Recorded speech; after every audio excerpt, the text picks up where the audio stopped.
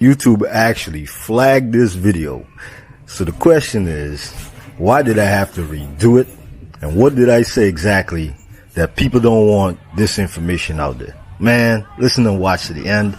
I even had to change some of the video up because they were flagging that too. So stay tuned, watch till the end. And also guys, don't forget to go check out my ebooks and audiobooks. Let's go. Some of you might have encountered some of these. I just want you to realize this is not a overall every single thing. You're going to take some of these in combination with each other to look out for these warning signs and alerts. So today we're going to talk about the chapeadoras. Whether you're in DR, whether you're in most Latin America, if you're in America, most countries we call them the gold diggers, man. So what is a chapeadora, right? I mean, her job at the end of the day is just to separate men from their money, man. Now, it's all about their money is theirs and your money is theirs, right? So this girl might have a job. She might not have a job. She might own a business. She might be a police officer. She might be the girl that's working at the store. But her thing is not to provide a service in exchange for that dough. Her thing is about to manipulate you out your money and to make you cover her lifestyle, right? So because of that, man, it can be kind of tricky sometimes to tell what she's about. She might even try to convince you that she really cares about you, or she might even be in love with you, but it's all about the lifestyle and what you can provide to her lifestyle, right?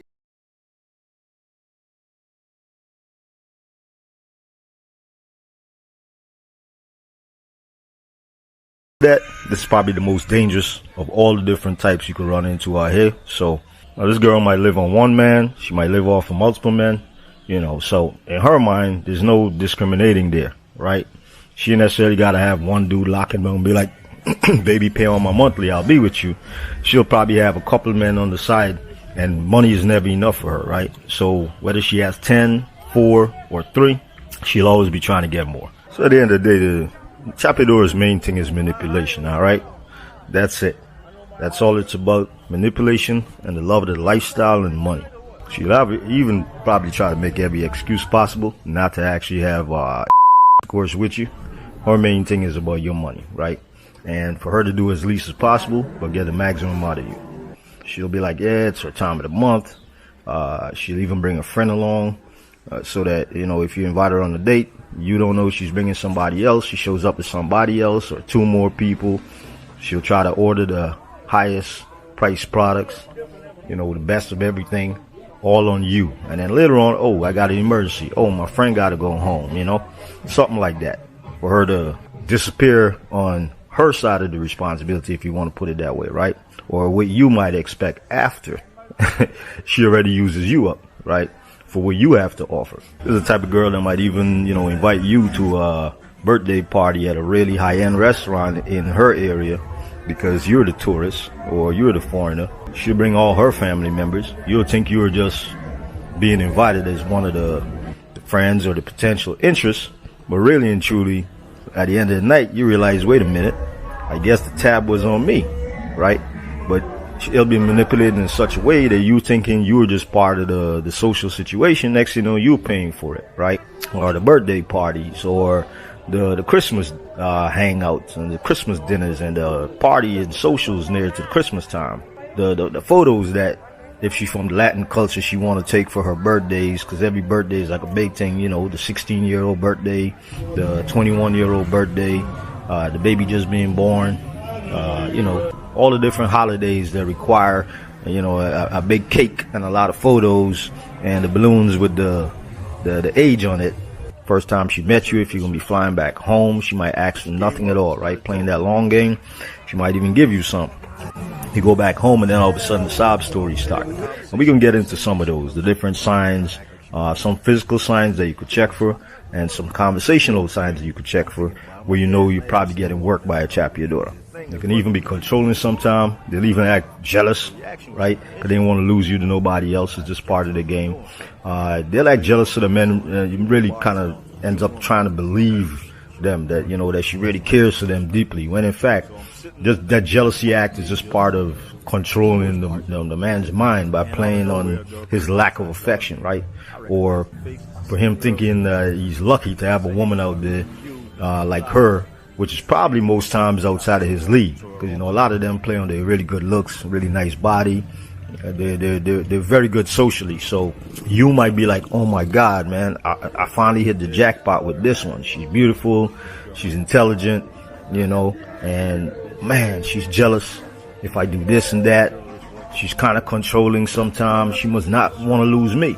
She'll even try to convince you that it's absolutely only a man's job to provide for her, right? Like, that's the attitude in their mind.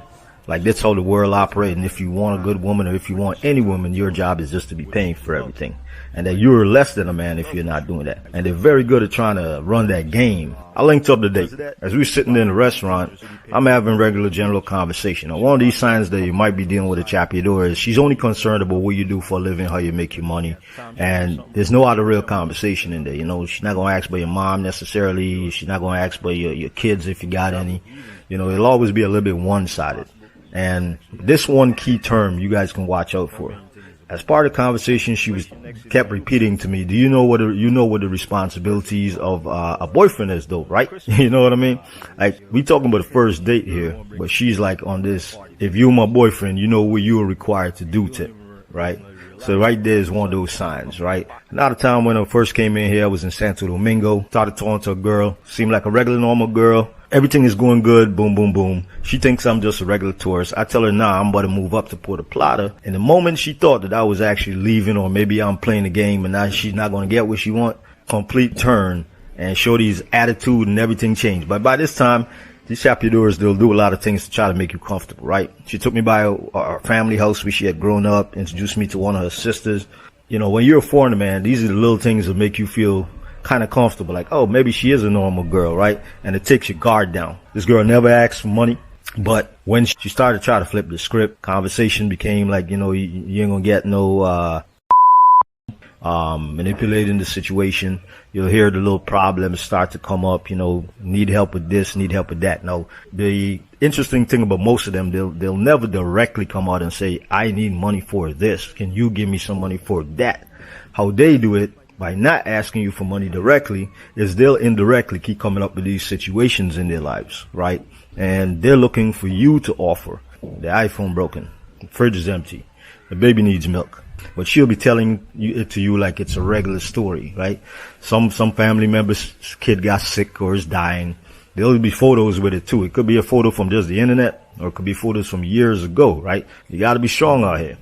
All right, so some of the physical signs that she might be into that lifestyle, right? With this said, this don't encompass every girl and every situation. You could try to look for some of the other tips, like, you know, her conversation, along with these other things that might be physical representations. Now, remember, this thing about a chapeador is a mindset. So the physical part might not really match it as much, but it tends to sometimes in some Latin American countries. Now, this girl might be clean cut as hell and still be a chapeador, especially she's the more high-end ones where she got to fit into, you know, certain social statuses. But the typical average one who just living in a regular neighborhood, these might be some of the signs you might see, especially if they're on the younger side. You want to look for little things. You want to look for things like, you know, tattoos that in the culture that they're from doesn't really match. Like, a lot of women don't really get it.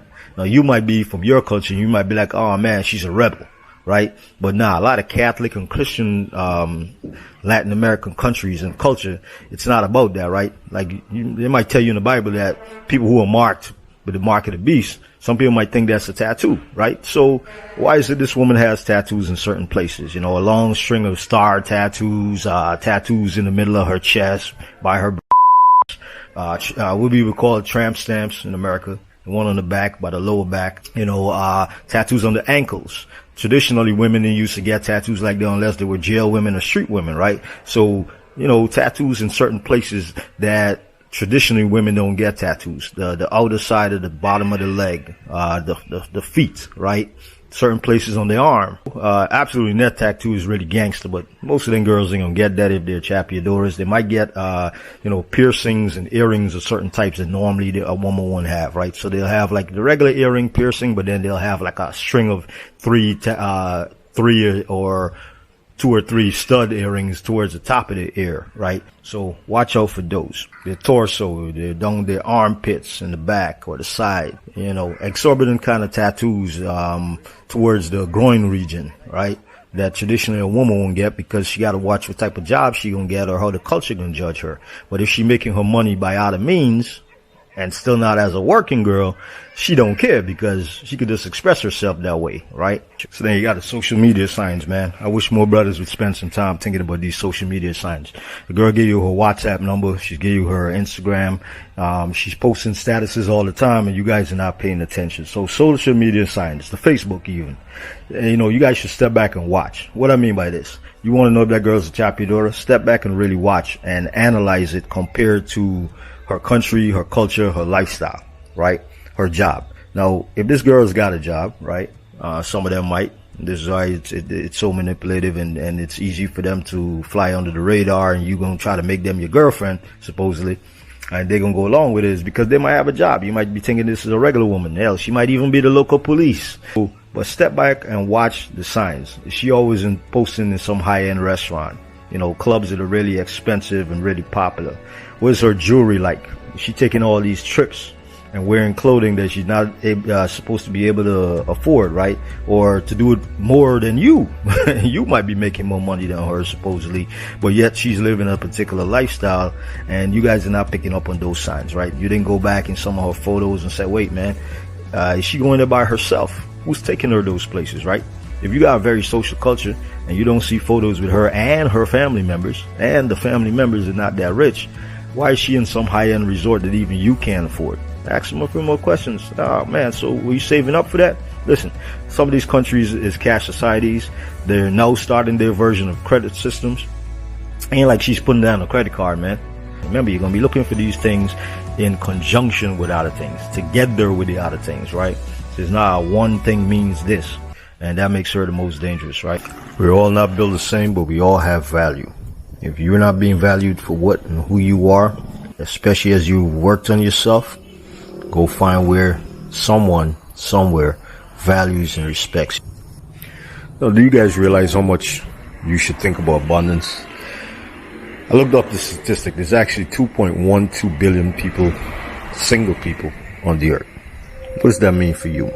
If you're from one of the major countries that happen to give you extreme possibilities and freedom, if you have a powerful passport and you are seeking someone, I need you guys to remember this.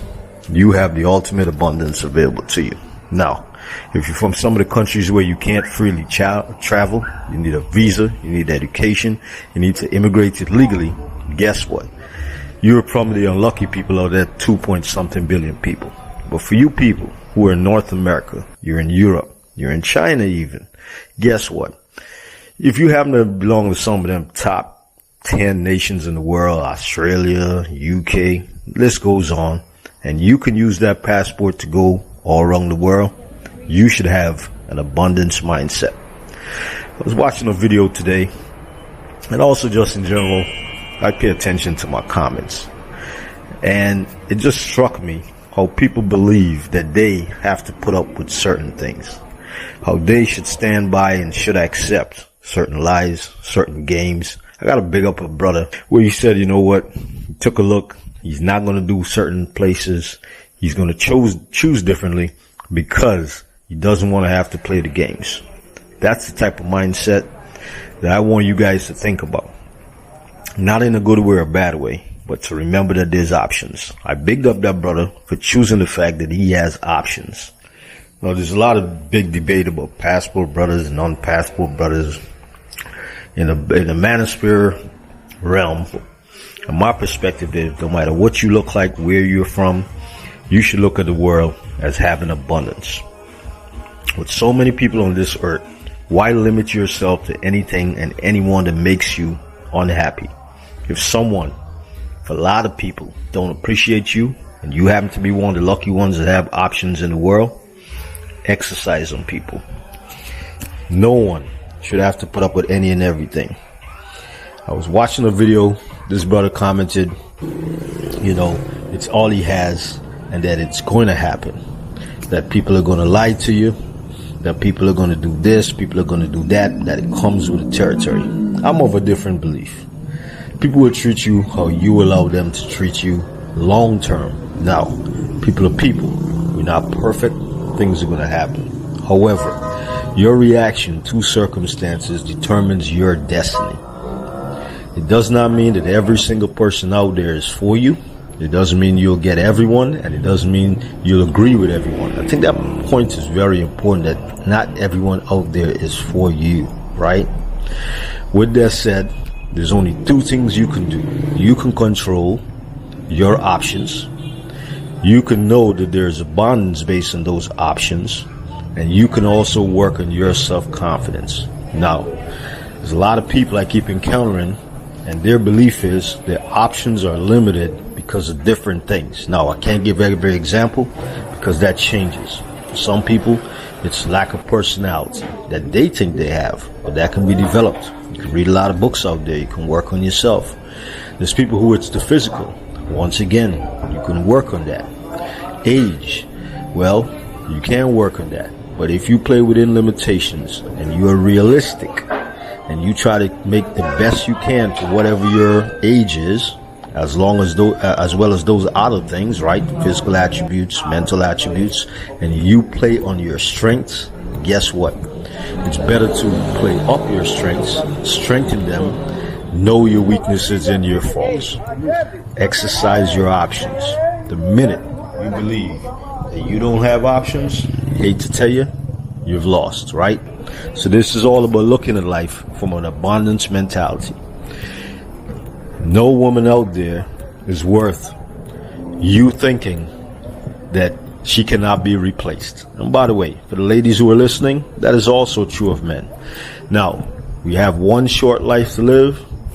My viewers, exercise your options, exercise those passports if you happen to be one of the lucky few people in the world, and don't take crap. If someone doesn't value you, hey, it is what it is. But realize there's more out there for you, and there always is. Maybe you don't have the looks, or maybe you have a great personality. Play for your strengths, work on your personality, work it up. Someone who appreciates you for who you are, they might appreciate that versus the physical. That's just one example. The point is, I can replace that with many, play to those strengths. Improve on those strengths. Also work on your weaknesses, but get what you want out of life using your talents, your abilities, and not focusing on your weaknesses and your shortcomings. They exist, so you should not ignore them, and you should acknowledge them. However, it's not your end-all be-all. We all have some weaknesses. Work on your self-esteem. You'll get what you need out there. A little bit of a PSA announcement. Anyone who doesn't value you and what you have to offer, be willing to let them go. Be willing to walk away.